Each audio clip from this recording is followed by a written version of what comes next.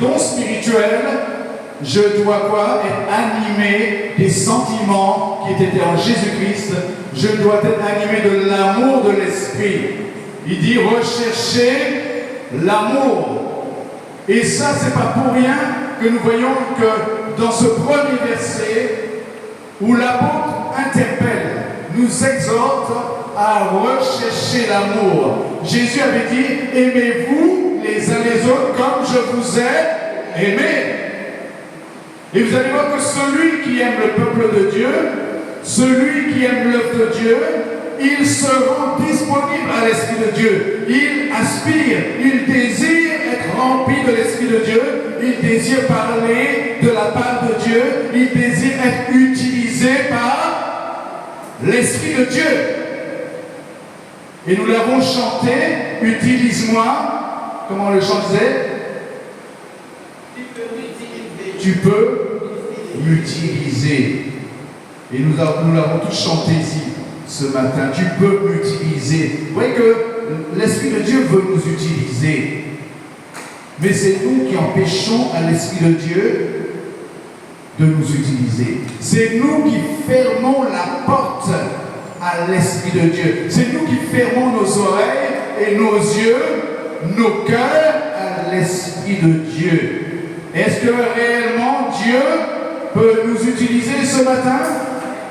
Est-ce que nous pouvons donner à Dieu l'accord, notre accord? Seigneur, tu peux m'utiliser. Oui, Seigneur, moi je le dis pour moi, Seigneur, tu peux m'utiliser. Mais avant tout, il dit rechercher l'amour. Parce que celui qui va exercer les dons spirituels, il doit être animé de l'amour de Dieu. Quand il prophétise, on doit ressentir l'amour de Dieu. On doit voir l'amour de Dieu. On doit voir quoi?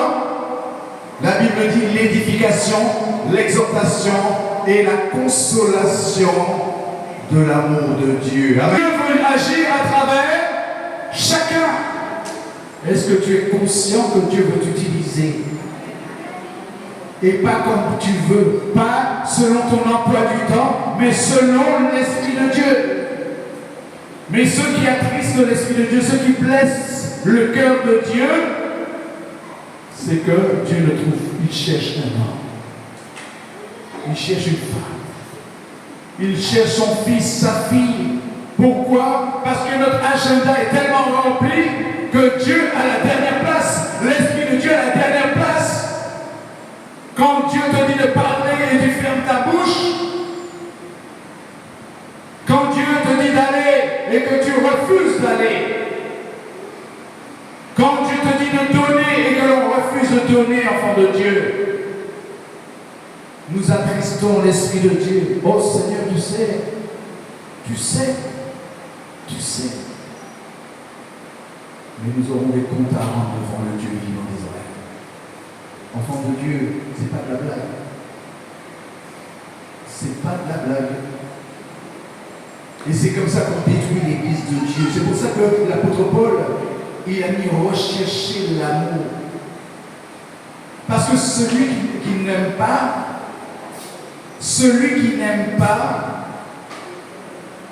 il va détruire l'œuvre de Dieu. Celui qui n'aime pas ne se rendra pas au service du Seigneur. Celui qui n'aime pas n'aura pas compassion de ceux qui souffrent. Celui qui n'aime pas va penser à lui-même. Il va chercher son intérêt. Alors que la Bible dit, regardez dans 1 Corinthiens chapitre 13, verset 1er,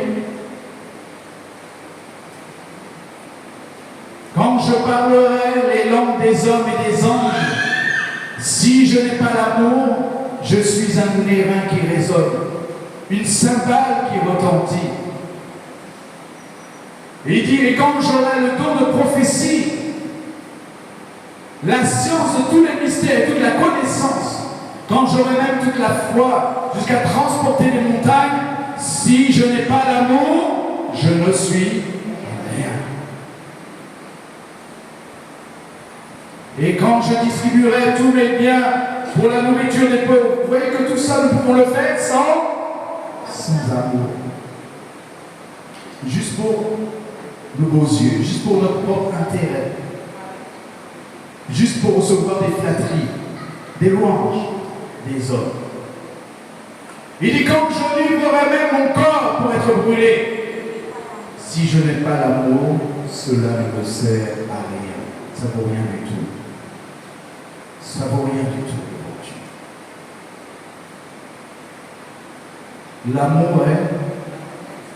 L'amour est comment? Impatient? L'amour est patient. Je n'ai pas reçu un esprit de timidité, mais un esprit de force, d'amour et de sagesse. Jésus avait dit dans Acte 1, verset 8, Acte des Apôtres, chapitre 1, verset 8. Qu'est-ce qu'il a dit le Seigneur Jésus? Mais vous recevrez une faiblesse. Vous recevrez quoi? Vous recevrez quoi?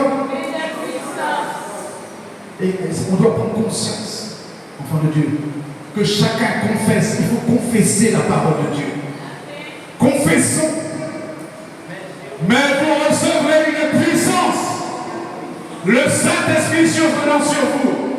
Et vous serez mes témoins à Jérusalem, dans toute la Judée, dans la Samarie et jusqu'aux extrémités de la terre. Amen. Et qu'est-ce qui s'est passé? Jésus a promis la venue du Saint-Esprit. Acte des Apôtres, chapitre 2. Le jour de la Pentecôte, 50e jour, après la Pâque, le Saint-Esprit de Dieu vient avec puissance, vient accomplir la parole que Jésus avait annoncée dans les Actes des Apôtres. La Bible dit le jour de la Pentecôte, enfant de Dieu, ce n'était pas un petit jour, c'était un jour extraordinaire, un jour puissant, un jour exceptionnel. Le jour de l'Église, le jour de la naissance de l'Église, le jour de la Pentecôte, ils étaient tous ensemble dans le même lieu, comme nous sommes dans le même lieu ce matin. Et qu'est-ce qui s'est passé? Tout à coup, la Bible dit, tout à coup, il vint du ciel. Qu'est-ce qui vint du ciel? Un bruit comme celui d'un vent impétueux. Et il remplit toute la maison où ils étaient assis.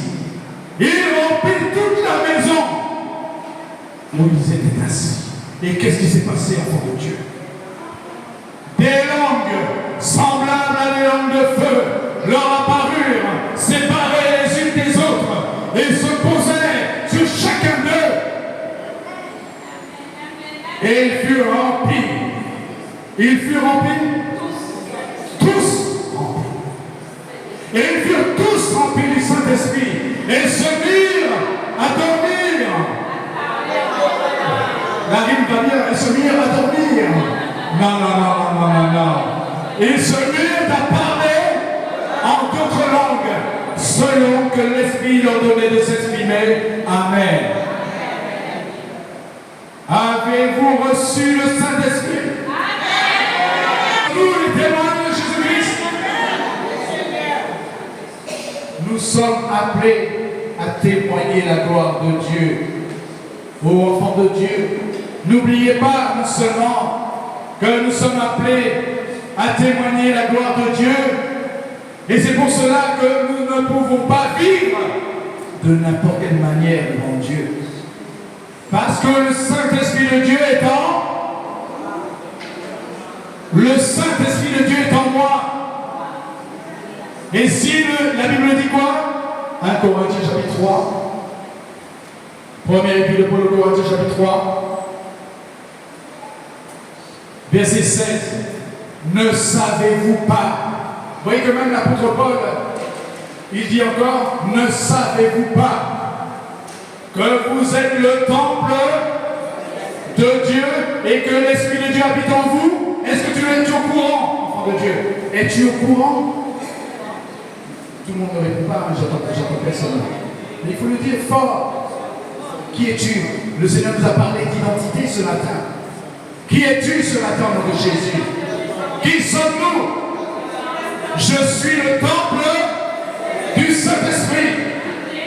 1 Corinthiens chapitre 3, mon frère, verset 16. Pour ceux qui ne sont pas encore à la page, Première épître de Paul aux Corinthiens, si tu ne le savais pas aujourd'hui, ou savent, je le sais, j'ai la connaissance.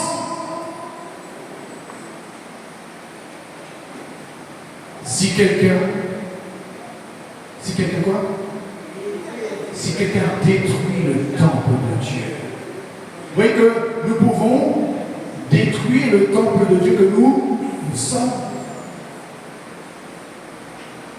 Un temple, c'est sacré. Un temple, quand on regarde bien dans la définition du temple, c'est quoi un temple?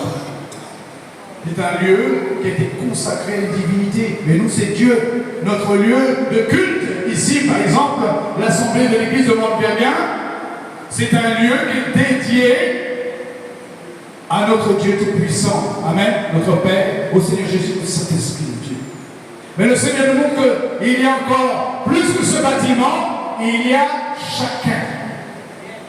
Et il dit, vous êtes le temple de Dieu. Je suis le temple de Dieu.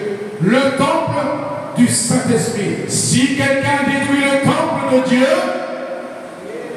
Dieu quoi?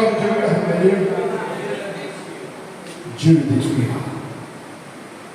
Car le temple de Dieu est saint et c'est ce que vous êtes. Je suis saint, sanctifié par l'Esprit de Dieu qui est en moi. Et c'est pour cela, enfants de Dieu, nous ne devons pas, prenons l'épître de Paul aux Éphésiens chapitre 4, au verset 17, je ne dois pas marcher de n'importe quelle manière. Si je suis un enfant de Dieu, si je dis que je suis enfant de Dieu, je dois observer les commandements de Dieu. Je ne dois pas vivre ma vie de n'importe quelle manière. Je ne dois pas vivre dans le péché. Je refuse le péché, amen. Je refuse l'immoralité. Je refuse l'idolâtrie. Je refuse l'adultère, la fornication. Parce que c'est ce qu'il y a dans l'église aujourd'hui. Dissimuler, cacher les mensonges. Aujourd'hui, le Saint-Esprit de Dieu parle pour nous ramener dans la vérité.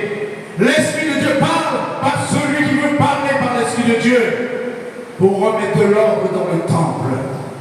Il faut remettre de l'ordre dans le temple, amen. Je dois remettre de l'ordre dans mon temple, enfant de Dieu. Chacun doit remettre de l'ordre dans son temple. Et la parole de Dieu, elle est là pour nous aider à remettre de l'ordre. Mais vous, où serez-vous là, ici? C'est moi. C'est de moi que Jésus parle. L'Esprit de Dieu me parle et dit, mais toi, ce n'est pas ainsi que tu as appris Christ. Ce n'est pas ainsi que vous avez appris Christ. Si du moins vous l'avez entendu, et si conformément à la vérité qui est en Jésus, c'est en lui que vous avez été instruits à vous dépouiller. Je dois me dépouiller. J'ai été instruit à me dépouiller. La sanctification, c'est quoi? C'est que je me sépare des choses qui ne glorifient pas. J'abandonne les choses qui ne glorifient pas Dieu. Amen. Et puis il dit à chacun, comme il a dit ce matin, je t'aime. Et je peux vous dire que ce matin, même si ta vie n'est pas en règle avec Dieu, le Seigneur te dit, je t'aime. Regardez jusqu'où va l'amour de Dieu, jusqu'où va la miséricorde de Dieu. Dieu nous dit qu'il nous aime. Amen. Dieu nous accueille. Il a dit ce matin, il nous accueille. Voilà. Il t'accueille tel que tu es. Il ne te juge pas. Ce n'est pas encore le temps du jugement. Mais c'est le temps pour nous de revenir à Dieu, de nous repentir. C'est le temps pour nous de nous dépouiller, d'enlever ce qui n'est pas la gloire de Dieu. C'est le temps pour nous de revenir. C'est le temps de l'Esprit. Le temps de l'Église. Le temps de la puissance de Dieu. Au nom de Jésus. Amen.